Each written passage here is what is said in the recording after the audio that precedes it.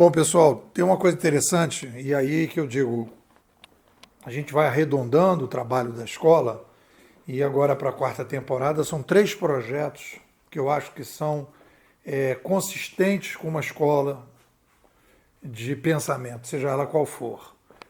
Temos uma atividade de oxigenação através das leituras bimodais, vamos ter uma atividade de atualização da narrativa, e vamos ter as atividades de reflexão, de produção, como essa que a gente está fazendo aqui. Estou falando isso porque eu estou lendo agora o livro do Matt Ridley, O Otimista Racional, que eu já tinha feito um comentário para o Resumo Cast, e estou relendo o livro para as leituras bimodais, 3ª temporada. Estamos fazendo isso segunda, quarta e sexta, publicando alguma coisa ali. Então, o livro do Matt Ridley é interessante porque é a antropologia das trocas. E o Matt Ridley vai falar de um termo que eu acho importante, que é catalaxia. E catalaxia é um termo que o pessoal da escola austríaca, Hayek e Mises, definiram como uma espécie assim, o estudo das ordens espontâneas ou as ordens espontâneas com foco mais para a economia, mas isso serve de maneira geral. E eu diria que existem pensadores que aí se enquadra, e aí que é interessante, se enquadra o Matt Ridley, se enquadra o Pierre Levy, o McLuhan,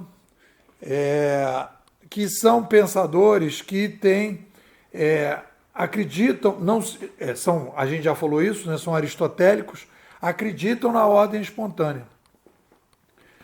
Acham positiva a ordem espontânea, acham que o ser humano ele evolui na ordem espontânea. Você tem o Clay Shirk também, americano, que vai falar de cultura da participação, né? Então vê com bons olhos a descentralização. E a nossa escola é uma escola de descentralização. Então eu acho que assim, na quarta temporada das leituras bimodais, com certeza colocarei os livros dos austríacos para a gente trabalhar principalmente esse conceito de catalaxia.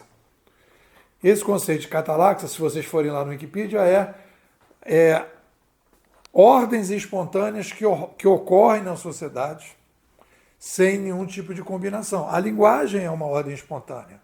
Os preços, ordem espontânea.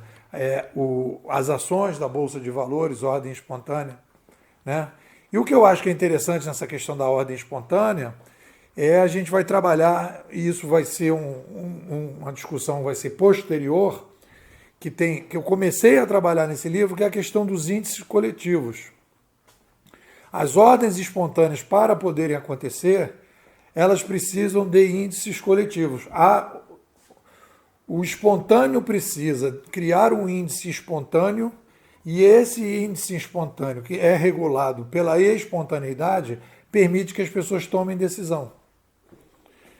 Tem um livro muito, muito bom do Hayek, que ele fala os caminhos da servidão, e ele faz uma análise da União Soviética. E ele diz que a União Soviética não vai dar certo, porque ela não tem preço, ela não tem propriedade privada, cada um vai comprando, vai vendendo e vai estabelecendo preços. Como não tem um preço distribuído, não tem propriedade privada distribuída, não há preço. E sem a formação de preço, as pessoas não sabem quanto produzir. O preço é um regulador de quanto você vai produzir. Se o tomate está barato e a cebola está mais cara, o cara vai produzir cebola. Porque há uma demanda reprimida por cebola, porque o preço subiu. Então as pessoas vão produzir cebola e não tomate. E isso regula mais ou menos o mercado para que você não produza muito tomate e encalhe ou muita cebola ou pouca cebola, e as pessoas querem cebola. Então, os índices coletivos regulam de maneira descentralizada e distribuída os projetos da sociedade. E aí ele vai dizer, não vai funcionar porque as pessoas não têm como dar preço. E não tendo preço, o que acontece? Você não sabe quanto produzir. Você não sabe se a demanda é mais cebola ou mais tomate. Então, você precisa dessa coisa. Então, para a gente, é muito interessante, porque quando a gente estabelece as linguagens dos rastros, na verdade, a gente está criando uma ordem espontânea em que as pessoas tomam decisão a partir dos índices coletivos.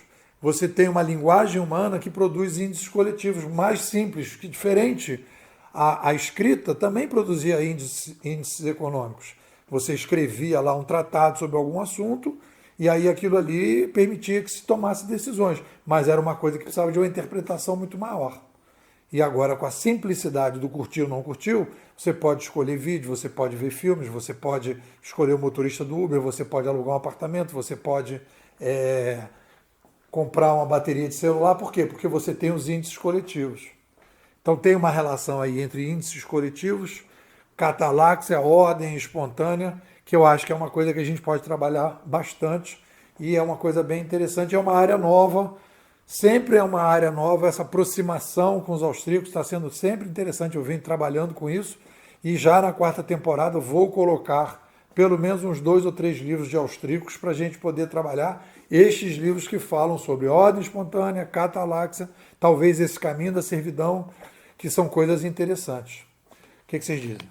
Você quer conhecer a melhor escola de futurismo do Brasil, Bimodais, você me manda um zap, 21 99608 6422. Vou repetir, 21 99608 6422. Nepor, quero ser bimodal.